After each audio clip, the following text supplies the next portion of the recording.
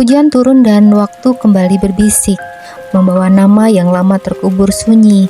Ada yang datang dari utara malam membawa jawaban yang belum siap diterima. Saat Gunung Padang belum bernama. Bab 6. Penjaga dari utara. Hujan turun sepanjang malam tanpa jeda. Suara tetesannya di atap kayu membuat waktu terasa berjalan lebih lambat dari seharusnya. Mayang tidak tidur. Ia duduk dekat pintu memandangi gelap di luar yang seolah tidak punya ujung. Pikirannya hanya terikat pada satu hal, jalan waktu. Selama ini ia mengira dirinya terlempar ke masa lalu karena kecelakaan, sebuah retakan waktu, sebuah peristiwa aneh yang kebetulan terjadi. Lalu selesai begitu saja. Namun sekarang semuanya terasa berbeda. Jika benar ada orang lain yang bisa membuka jalan antar zaman, maka kedatangannya bukan lagi kebetulan. Mungkin sebuah panggilan atau justru jebakan. Di seberangnya Bagas duduk dalam diam. Tangannya sibuk membersihkan pisaunya dari sisa darah perang. Gerakannya tenang namun berat. Mayang akhirnya memecah kesunyian dengan pertanyaan. Siapa penjaga batu dari utara?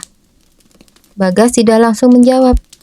Matanya tetap pada bilah pisaunya, seolah mencoba membaca sesuatu di sana. Namanya Rakean, katanya akhirnya. Nama itu terdengar berat seperti sesuatu yang tidak sekedar disebut melainkan dipikul oleh sejarah. Musuhmu. Bagas menggeleng pelan. Dulu bukan. Mayang menatapnya lebih dalam, menunggu kelanjutan. Bagas menarik nafas panjang sebelum berkata lagi. Dulu kami belajar dari guru yang sama. Mayang mengenyit. Belajar apa? Bagas mengangkat batu hitam kecil yang sejak tadi ada di tangannya. Bahasa batu. Mayang hampir saja bertanya, apa itu hanya kiasan bahasa batu? Namun setelah melihat bukit yang biasa bergerak sendiri, ia tahu dunia ini tidak lagi bekerja dengan logika yang ia kenal. Bagas melanjutkan suaranya lebih pelan. Tidak semua orang bisa mendengar bumi. Ia menatap Mayang sebentar. Dan kau bisa. Bagas mengangguk kecil. Rakean juga. Lalu kenapa kalian jadi bermusuhan? Pertanyaan itu membuat Bagas akhirnya menatap Mayang sepenuhnya. Karena ia percaya bukit harus dikuasai. Dan kau? Bagas mengalihkan pandangannya ke api kecil yang bergetar. Aku percaya bukit tidak bisa dimiliki. Mayang terdiam. Jawaban itu menjelaskan lebih banyak dari sekedar konflik. Tentang tanah suci, tentang kekuatan, tentang waktu, dan tentang manusia yang selalu ingin memiliki sesuatu yang seharusnya tidak bisa dimiliki.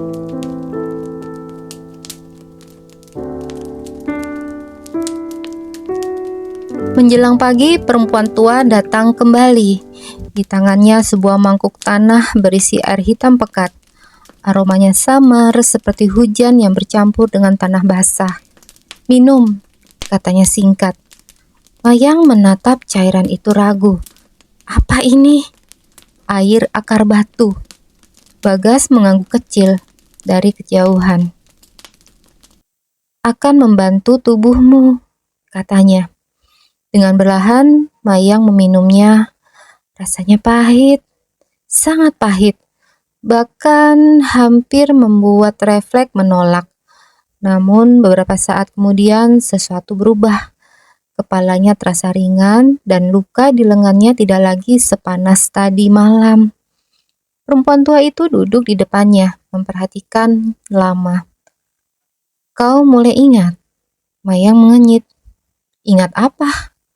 Perempuan tua itu menyentuh dada Mayang dengan lembut. Yang tersimpan di sini. Di sini. Mayang terdiam. Semalam ia memang melihat kilasan dirinya atau seseorang yang mirip dirinya bersama Bagas, dan itu bukan mimpi. Ia tahu betul rasanya.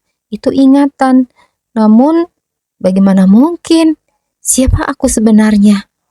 Perempuan tua itu menatapnya lama, sebelum akhirnya menjawab pelan. Kadang jiwa berjalan melingkar. Mayang menahan nafas. Dan kadang takdir memanggilnya kembali ke tempat ia pernah berjanji. Kata terakhir itu terasa seperti sentuhan yang tidak terlihat, seolah sesuatu di dalam diri Mayang bergerak, tetapi belum sepenuhnya terbuka.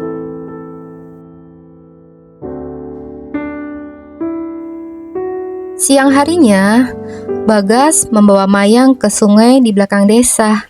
Airnya jernih dan dingin, mengalir tenang di antara batu-batu besar. Hutan di sekelilingnya sunyi, seakan dunia sengaja menahan nafas untuk pertama kalinya sejak tiba di tempat ini. Mayang merasa damai.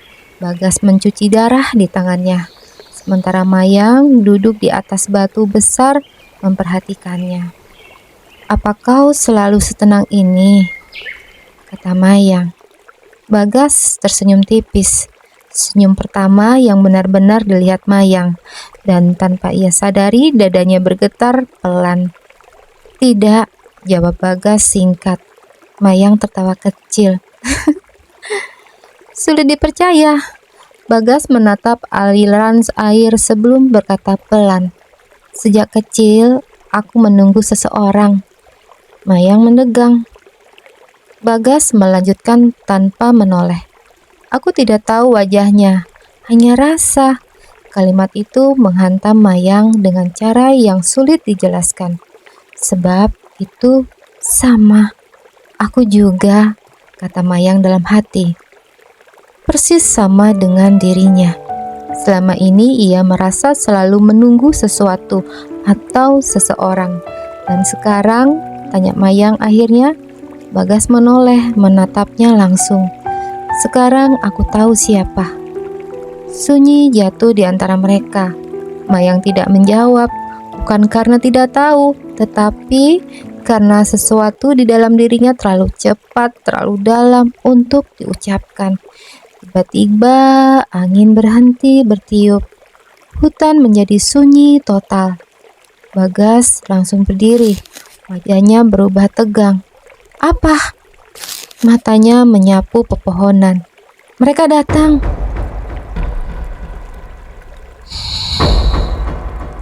Sebelum Mayang sempat bergerak, sebuah tombak melesat dan menancap di batu tepat di sampingnya. Sangat dekat. Bagas menarik Mayang ke belakang seketika. Dari balik pepohonan, 5 orang muncul. Dan di tengah mereka berdiri seorang lelaki tinggi dengan jubah hitam putih. Rambutnya panjang terurai, wajahnya penuh garis hitam, dan matanya terlalu tajam untuk sekedar manusia biasa. Saat tatapannya jatuh pada Mayang, ia tersenyum. Bukan senyum ramah, melainkan senyum mengenalkan.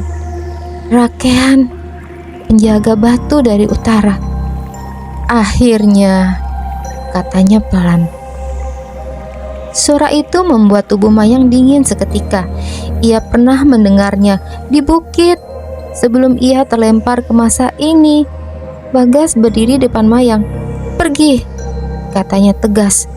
Rakean tertawa kecil. "Kau masih berpikir bisa melindunginya?" Bagas menggenggam pisaunya lebih erat. Rakean menatap Mayang langsung. "Aku melihatmu, perempuan dari masa depan." Mayang membeku. Bagaimana dia tahu? Rakean melangkah maju berlahan. "Aku sudah melihatmu sebelum kau lahir." Dunia terasa seperti miring. Bagas langsung menyerang cepat. Namun Rakean hanya mengangkat batu hitam di tangannya, dan tanah pun bergetar keras. Bagas terpental, Mayang menjerit. Rakean menatapnya lagi. "Bukit membukakan jalan untukmu," katanya tenang, lalu tersenyum tipis, tapi bukan untuk cinta. Mayang mundur. Apa maumu? Rakean mendekat sedikit lagi. Sesuatu yang kau bawa. Aku tidak membawa apa-apa. Rakean menggenggam elat pelan. Bukan di tanganmu. Ia menunjuk tepat ke arah dada Mayang. Di jiwamu. Mayang membeku dan saat Rakean berbisik seluruh tubuhnya terasa dingin karena kaulah kunci untuk membangunkan bukit. Bagas bangkit, darah di sudut bibirnya, matanya menyala merah dan untuk pertama kalinya Bagas benar-benar mengerti bukan hanya dirinya yang sedang diburu, tetapi takdir waktu itu sendiri.